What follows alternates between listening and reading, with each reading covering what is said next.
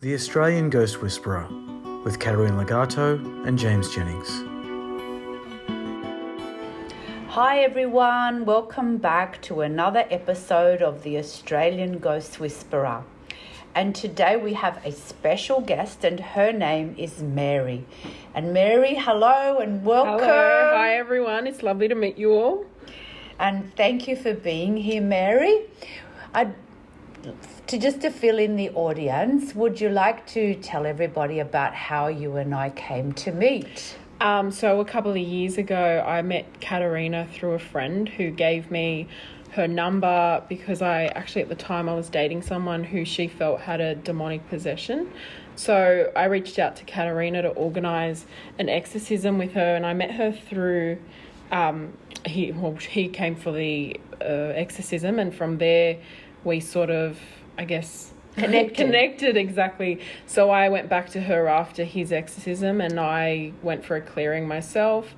And then over the years I sort of went on my own spiritual journey and then reconnected with Katerina because I was going through my own, you could say, a little spiral. And Katerina did a massive clearing on me, which I then realised, okay, this is time to sort of get back onto my journey with Katerina and just maintain my spirituality because I realised the importance of it. So, yeah. And what happened to the possessed boyfriend? Did he, was it after the exorcism? Yeah. So before the exorcism, he was quite abusive. He was quite, there was a lot of negative energy. He was very emotional all the time. So I just felt like I was in this space where whatever he was struggling with, I was also struggling with. And after that, everything got better.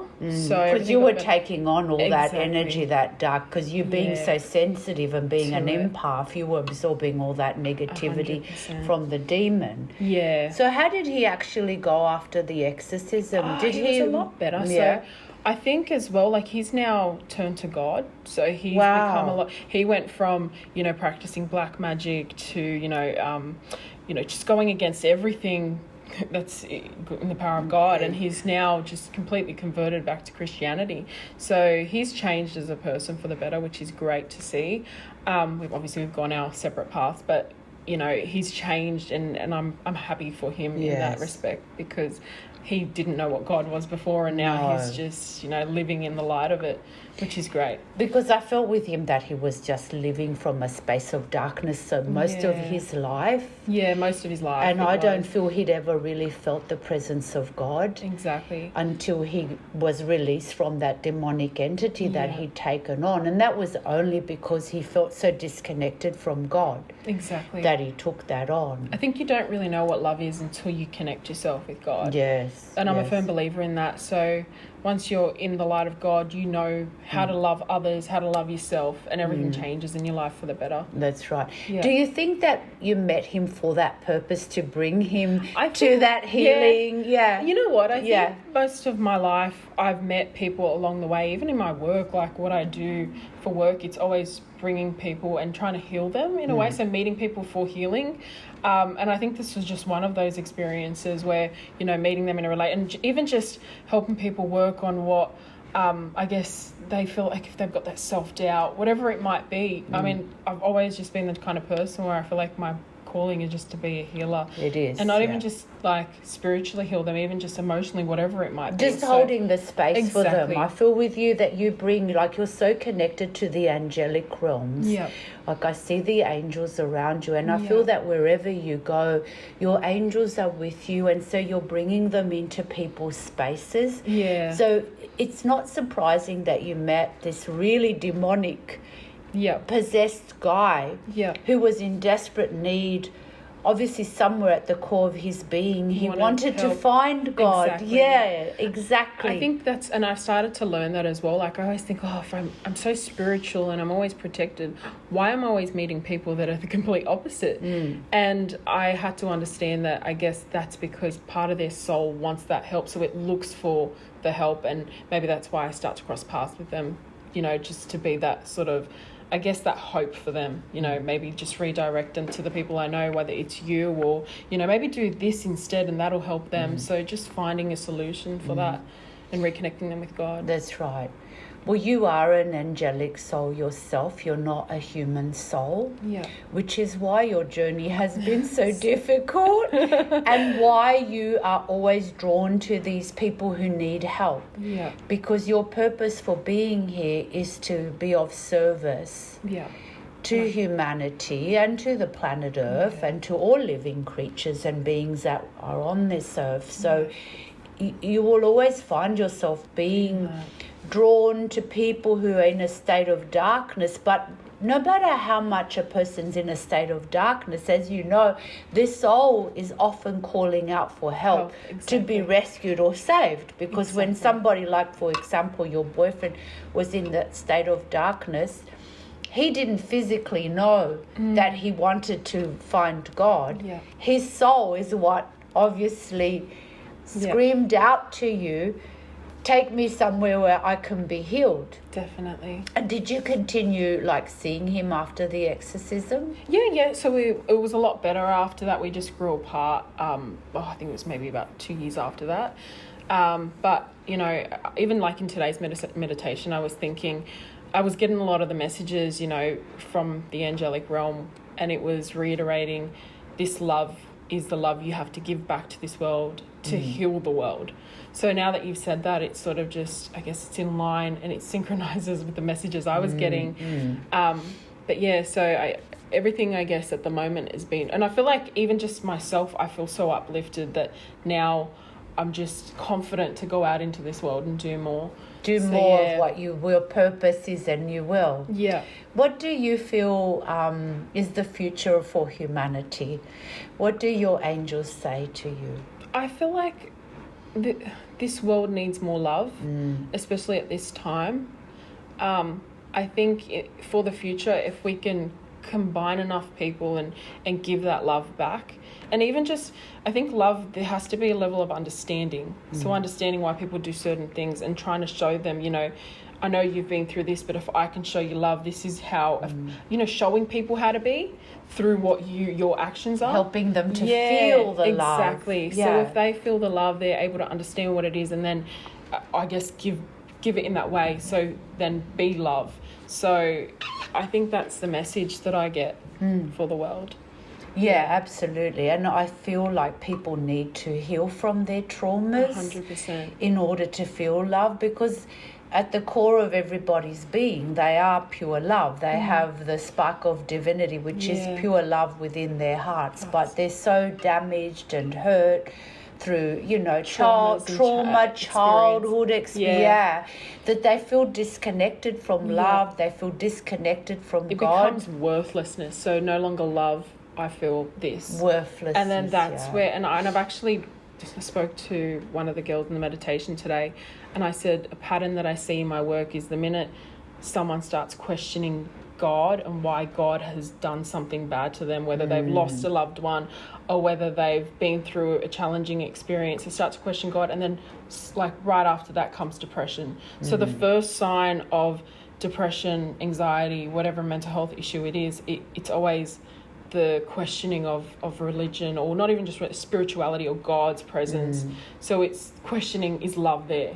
Yes. You know, so I think, you know, if we can reiterate that, you know, there is love there, this is just what you need to push through to sort of see it, you know, it's trying to removing those layers of the little trauma thoughts, and pain. And I think and with depression and anxiety, I look at it as like a demonic and like energy, like a very dark energy that's lingering around these people. So if you start questioning, you're inviting that in. So, you know, just reminding, okay, I know I've been through this, how do I need to connect with God, I need to start praying, I need to connect with the love, you know, invite love in rather than questioning everything. You know, I often think that people sometimes blame God for, I've heard this a lot in my career, people blame, why did God do this to me? Why did God take that person away from me? But it's not God. It's just part of the human experience. Exactly, of learning and overcoming. And even death is not a separation. When we lose a loved one through what we call here death. Yeah. You and I know that soul continues to exist beyond this 3D, because love can never be separated. And I think that now people are becoming more and more open to connecting with their loved ones on the other side, like via dreams or via just sensing or feeling them, or there might be a perfume, a scent about that person. And it's that soul, that person's spirit, letting them know that, hey, I'm still around, I'm happy, I'm home, because this is our true home, that's our true identity, is we are pure spirit, really having this physical experience. And sometimes I feel like we put so much emphasis on the physical reality that we forget that we are these incredible, powerful spiritual beings that are able to really, connect to God, connect to our loved ones that we feel we've lost, or our pets that we feel we've lost, and not need to feel that pain and suffering.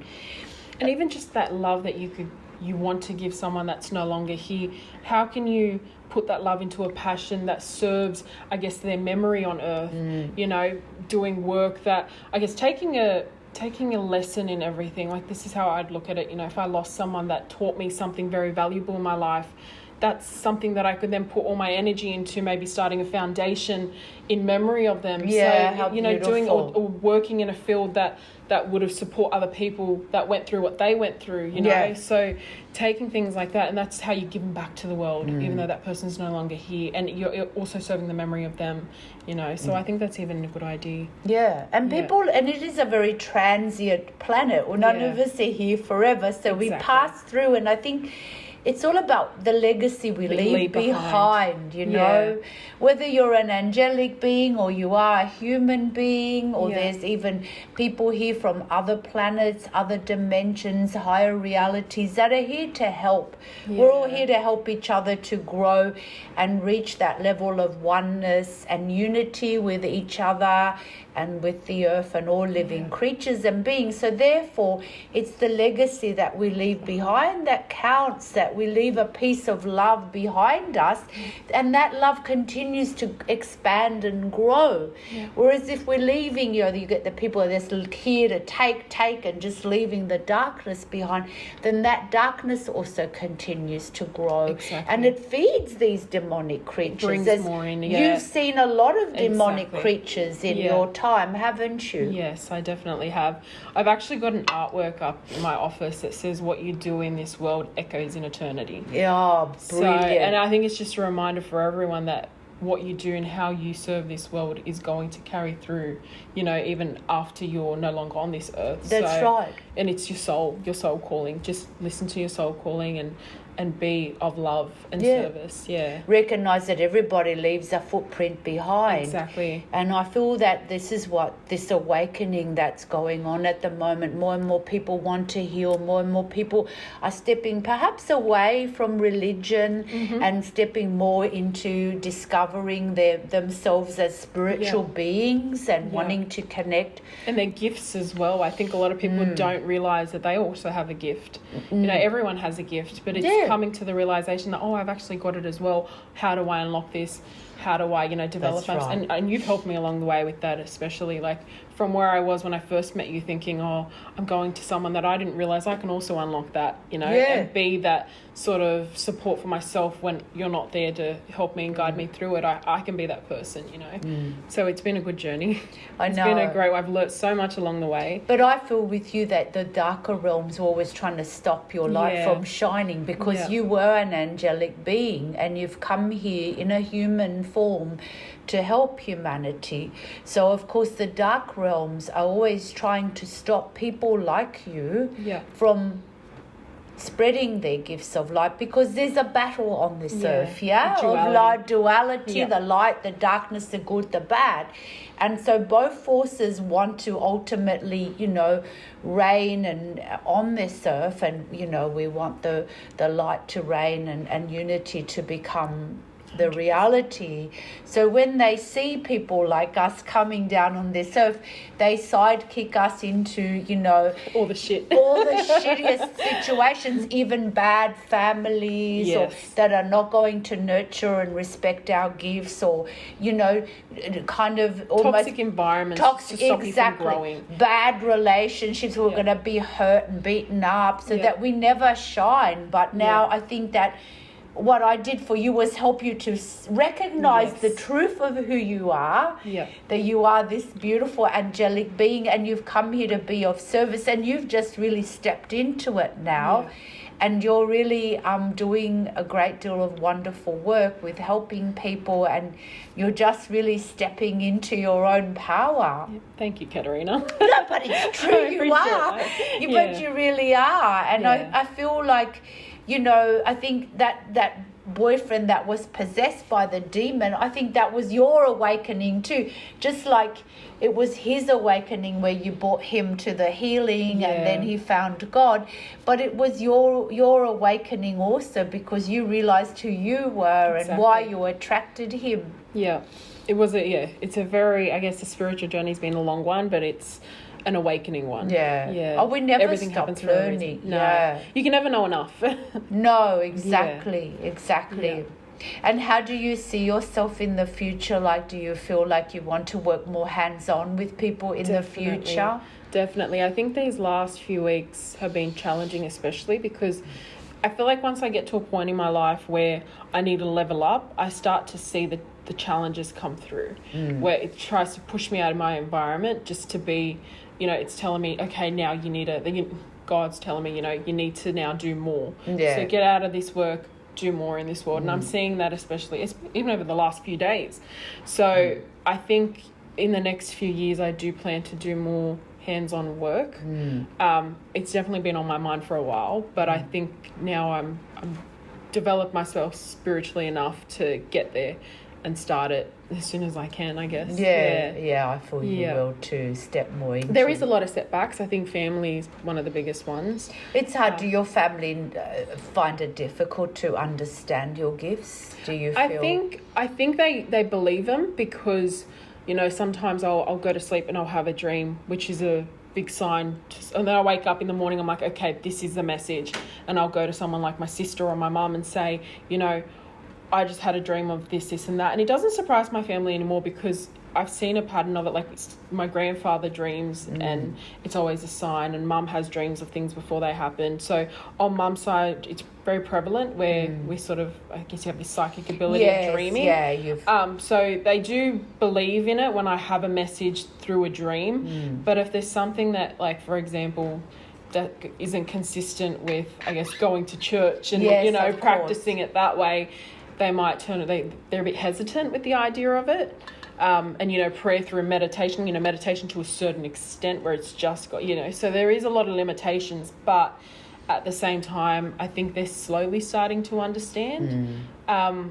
It's just a matter of, I guess, breaking that generational curse, you know. I look at it as a generational curse, you know, being so limited to our beliefs, where, you know, God isn't just something outside and up in the sky, and recognizing that the spark of God is within everybody. You know what, it even says it in religion, you know, look at people as though they have Jesus in them or God in them, so treat them as you would treat, you know. But when Jesus came to earth, didn't he say the Father and I are one? But he was setting, and it wasn't just exclusive to him. He was saying that all of us, the Father and I, are one. Of God. We are in the image of God. We are extensions of God. So I think slowly they're starting to understand that. So they've improved over the years, I will say that. And as my journey gets bigger, I guess they're becoming more accepting of it.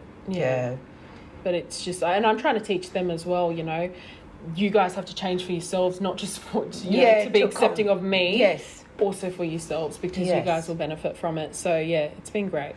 You're here to help to shift from the old, and I think that many saw into the new earth, which is much more about being in unity consciousness, being, you know, carers of this earth rather than all the trashing of it that we've done. Projecting love to basically heal. And I just think that the last few years, all the challenges that we had with the virus, I think has been a great shake up to the planet, to humanity, because I think everybody was sort of just kind of drifting along, whereas this really shook everybody to the core and made us kind of realize, hey, do we go down a path of continuous sickness, disease, destruction, or do we all start to come from a space of love and heal and start to heal the mess we've kind of made, really, don't you think? We've made a bit of a mess on this. I think even, like, if you look at it from this perspective, like, a lot of people, families were even turning on each other with their beliefs during that point in time. Yeah, it's very sad. It was like but that was, again, a reflection of the negative forces coming in to kind of use what was going on as, hey, let's separate people. Let's you know, create that hatred and division. And it's like... So you've seen the complete opposite of unity, and I think now moving forward, the goal is to create that unity again, which we had going for, you know, X amount of years, but then I think the last 3 years have just been a challenge, a massive roller coaster. But I think now moving forward, it's about trying to remind everyone of the unity we had before and now maintaining it moving forward. But even stronger than before, because I think even before there wasn't much unity. There was more, everybody was just sort of floating in their around, own bubble, living their lives. Whereas I think the shake-up has done us all a lot of good, because we are looking to come together as a human family more and looking at what's going on the planet and helping it to heal rather than just taking. Because we're not going to leave anything for the next generations if we don't start to turn it around. Exactly.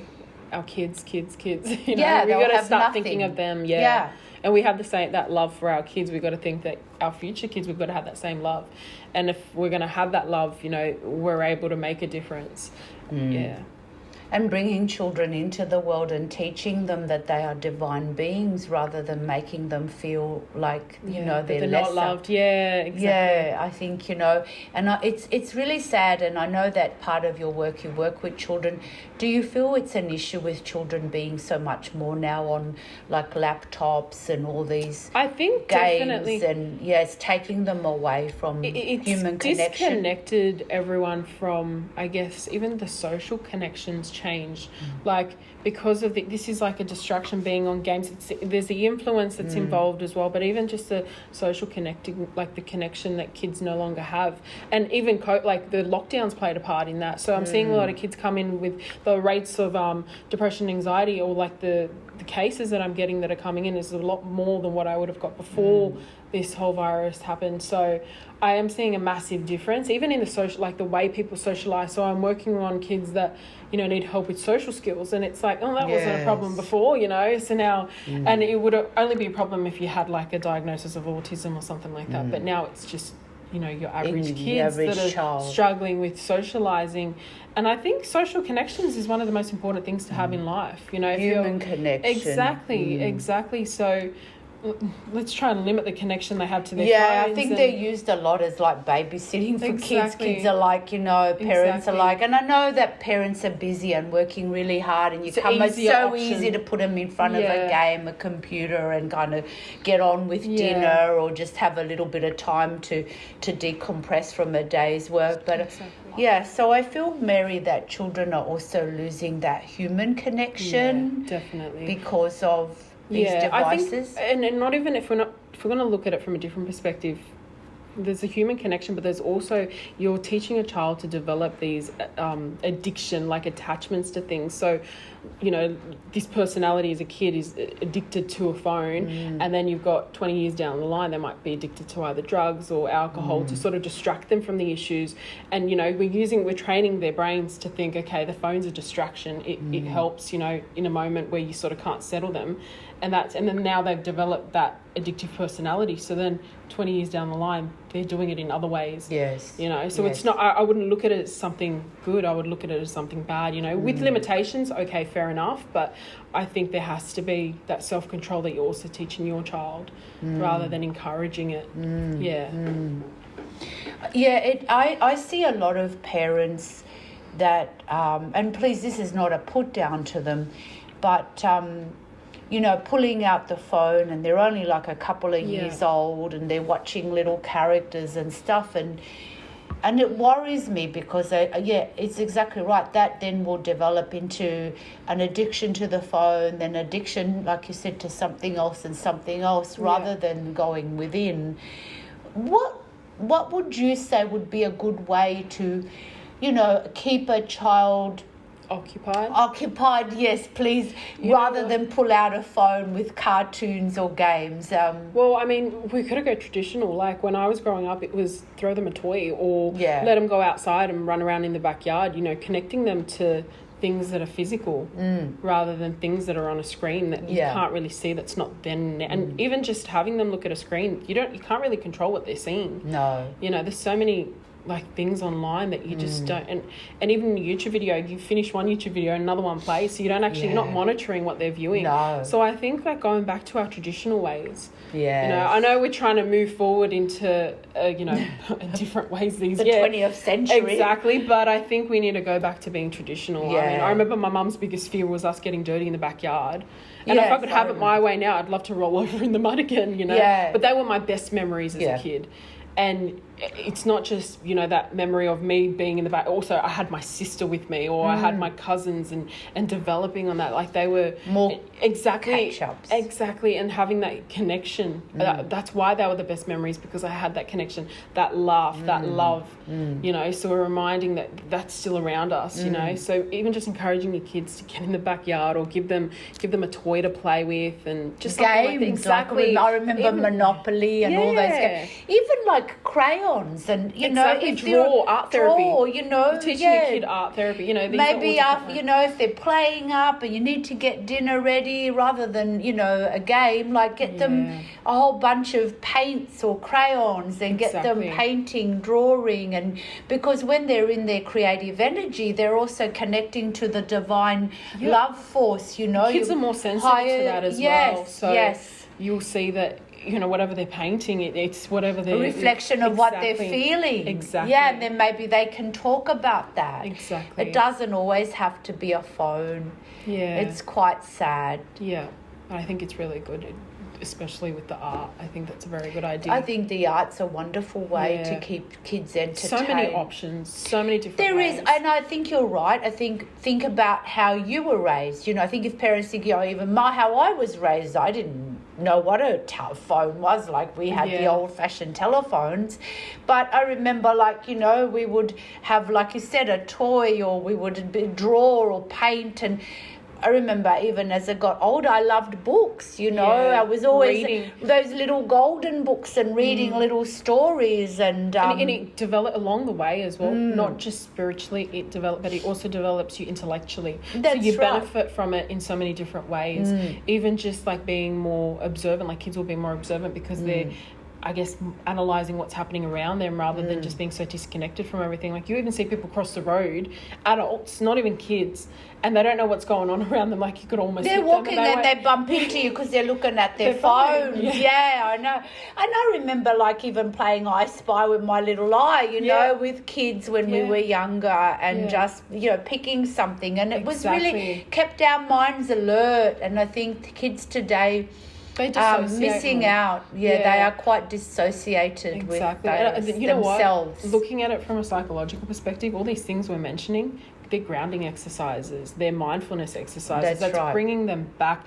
I guess we're looking at a psychological perspective, spiritual perspective, and like even just the physical perspective. It's all aligning if you're using but we forget these things when we sort of just throw the phone out. It's become, because humans, I think the adults have become addicted to the phones. You know, people freak out, oh, where's my phone? Or, you know, they're going for a walk and they take their phones with them. It's like, so of course then they're going to pass on that addiction to their children, and then they'll pass it on. And before you know it, it becomes a world where we're just being kind of completely run by all these AI devices. Controlled by them and disconnected from our emotions and our hearts and other human beings, and just losing touch with the creative forces of love that are around us. Yeah.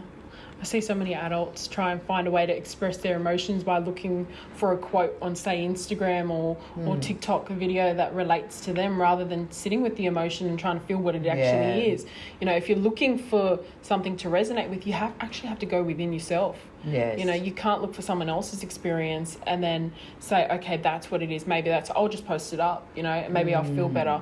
You actually have to disconnect sometimes, and then, you know, I know even from myself, when I've had those moments, I've got to actually deactivate Instagram for a bit, sit with myself, and then feel those emotions, and that's how I get through it. That's right. You know, that's how, because otherwise, if you suppress or you look for someone else to show you and tell you how you're feeling, you're never going to truly be able to have a relationship with yourself. Exactly. And knowing yourself is the most important thing you can do. Exactly. Yeah. Exactly. You've got to reconnect with your heart again. Reconnect to the force of love within you. Yeah. Definitely. Well, Mary, it's been wonderful to have you. It's been an absolute joy and a very, very interesting conversation. And I think you've given lots of food for thought. Thank you so much, and we would love to have you back another time with more of your wonderful journey as a gorgeous angelic being that you are. Thank you very much for being here today, and I wish you all the best in the future. Good luck with your journey. Thank you. Yes, and thank you everybody for listening to our podcast. Remember to subscribe and share our message of love and hope for the future. Thank you. Bye. To gain access to private spiritual development classes, guided meditations, and live Q&As with Katerina, please visit www.patreon, that's patreon.com/The Australian Ghost Whisperer.